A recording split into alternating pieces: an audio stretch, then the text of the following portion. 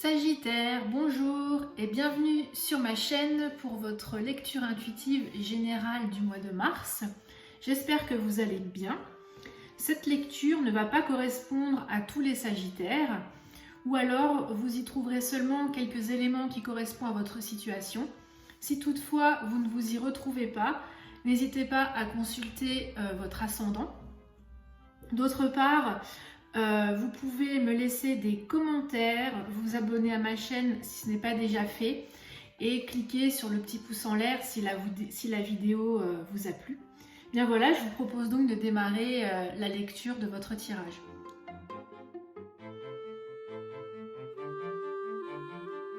Les Sagittaires, j'ai la sensation que pour ce mois de mars, la situation est un peu tendue. Dans le sens que peut-être vous ressentez une attaque, alors au sens large du terme, et vous vous préparez en quelque sorte pour la bataille en protégeant tout ce que vous pouvez avant de mener le combat. Et je pense que ce mois-ci, le maître mot, ça va être l'équilibre, comme le suggère votre énergie générale qui est la tempérance. Alors ici, donc par rapport à la lecture de votre tirage, la tempérance, elle exprime clairement le fait de fuir le conflit. Elle vous recommande donc de ne pas rentrer dans une guerre qui serait inutile, mais plutôt de préférer une communication efficace, une communication fluide, qui est bien sûr réciproque, et de conserver un certain équilibre, une harmonie, et de lâcher prise sur une situation qui pourrait être beaucoup trop conflictuelle.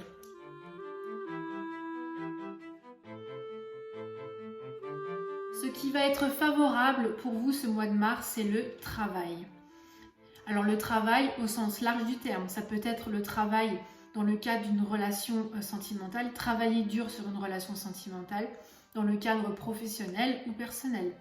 Mais ici vraiment, on voit que vous fournissez des efforts, vous travaillez dur sur une tâche, et ça peut être n'importe quelle tâche. Il y a vraiment cette notion de s'appliquer soigneusement, de s'investir corps et âme, et c'est vraiment votre atout majeur car vous en récoltez les fruits, un certain équilibre et une stabilité pour pouvoir vous enraciner durablement. Comme le montre ici donc la 4 de denier, il y a ce souci de vouloir obtenir un certain confort, une certaine sécurité. Et votre travail va dans ce sens-là, parce que vous voulez protéger bec et ongle vos acquis, vos gains, alors toujours les gains dans le sens très large, pas forcément dans le sens uniquement financier, mais vous devenez en quelque sorte le gardien de votre forteresse pour préserver votre trésor. Et c'est vraiment tout un art de pouvoir maintenir cet équilibre fragile, parce que vous pouvez très vite pencher d'un côté ou d'un autre.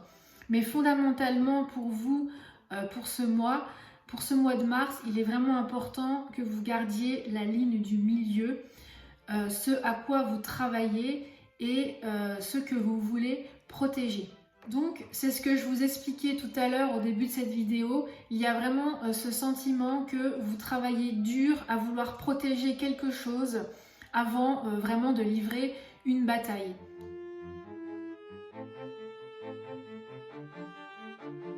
Alors vos obstacles, avec la papesse, on peut imaginer que de mauvaises intentions se préparent, un complot, des cachotteries. Et c'est un petit peu comme si vous en aviez la prémonition. Alors ça peut être vous qui préparez ce complot en cachotterie, ou alors ça peut être à votre rencontre. Ici, je penserais plutôt que c'est quelque chose qui se trame derrière votre dos. Alors forcément, la papesse, c'est aussi l'hypocrisie, les coups fourrés, c'est un petit peu le... Comment dirais-je ? C'est vraiment être prêt à jouer ses billes, attendre que quelque chose bouge en face pour pouvoir jouer ses cartes au bon moment. Et avec la 7 d'épée, donc là on est vraiment dans le conflit. La 7 d'épée, ça symbolise quand même la trahison, la tromperie. C'est une situation qui n'a pas forcément l'apparence de ce qu'elle montre. Ça explique aussi des situations instables, des situations où il y a des litiges en tout genre, des pertes, des difficultés. Et ça nécessite vraiment de réfléchir et de trouver une solution pour pouvoir surmonter ces obstacles. Ça peut aussi expliquer votre envie de vous libérer de certaines attaches et de vous enfuir en emportant le maximum de choses avec soi.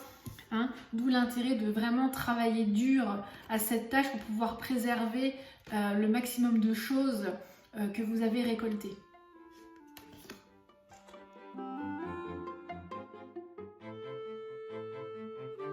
Alors la 9 de bâton ici, elle vous recommande de lutter pour arriver jusqu'au bout, mais de lutter intelligemment.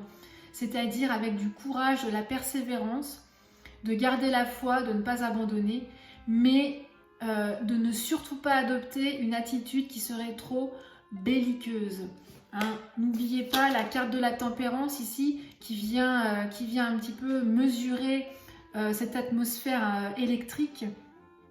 Ici, vous ne devez pas ressentir un sentiment de persécution, vous ne devez pas rester sur la défensive et surtout ne rentrez pas dans un conflit qui serait inutile, mais préférez la communication, préférez l'harmonie et essayez plutôt de résoudre votre conflit dans une atmosphère sereine et non de combat. Pour l'orientation, donc ce qui pourrait advenir par la suite, avec la 6 de denier, ça rappelle surtout une loi de l'univers qui est fondamentale, c'est que si vous donnez, vous recevrez.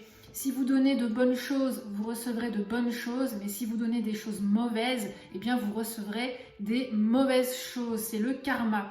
Et justement, pour éviter la rupture, les renoncements, il faut vraiment vous ouvrir aux autres et offrir avant même de recevoir, ne pas être égoïste. Et la 9 de denier montre ici qu'il y a quand même un potentiel de prospérité, c'est-à-dire que vous pouvez aboutir à une collaboration. Alors pareil, au sens large du terme, ça peut être professionnel, sentimental, relationnel. C'est-à-dire qu'une affaire peut s'accomplir, l'issue peut être positive, vous pouvez retrouver la maîtrise de la situation. Mais à l'inverse, si vous êtes beaucoup trop belliqueux et si vous vous fermez aux autres, vous pouvez obtenir tout l'inverse, c'est-à-dire aucune collaboration, une issue qui va être chaotique, négative et surtout une perte totale de contrôle de la situation.